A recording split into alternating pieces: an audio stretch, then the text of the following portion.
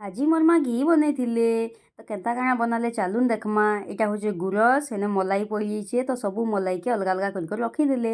ଏନ୍ତା ଦିନେ ରଖ୍ଲେ ନି ହୁଏ 8 ଦିନ୍ ତକ୍ ରଖ୍ବାର୍ ପଡ଼୍ବା। ଇଟା 8 ଦିନର୍ ମଲାଇ ଏ।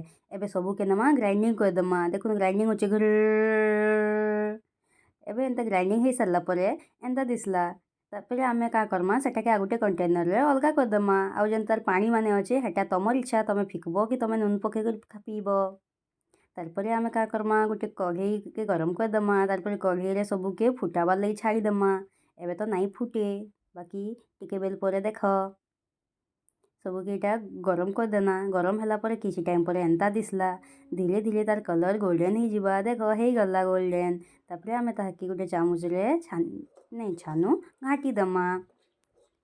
ଘାଣ୍ଟିଲା ପରେ ଧୀରେ ଧୀରେ ଏନ୍ତା ଏକା ଘାଣ୍ଟବାର୍ ପଡ଼୍ବା ଟିକେ ବେଲ୍।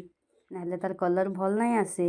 ଧୀରେ ଧୀରେ କାଣା ହେବା ତାର୍ ଯେନ୍ ପାର୍ଟିକଲ୍ସ ମାନେ ଅଛେ ସେଟା ତଲେ ଜମିଯିବେ।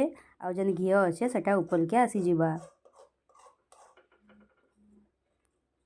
आमके एंता कंटिन्यूअसली टिके घाटबार पड़वा टिके बेल तापर जेंता का हमर कलरटा टिके आसीजिबा एंता टिके ब्लैकिश ହେଇଯିବା जेंता कि ହେଇଗଲା ଆମେ ତାହାକେ ଚା ଛନାର ହେଲ୍ପରେ ଛାନି ପକାମା। ଦେଖ ଆମର ଘିଅ ରେଡ଼ି ହେଇଗଲା। ଏବେ ହଷ୍ଟେଲ୍ निको जिमी।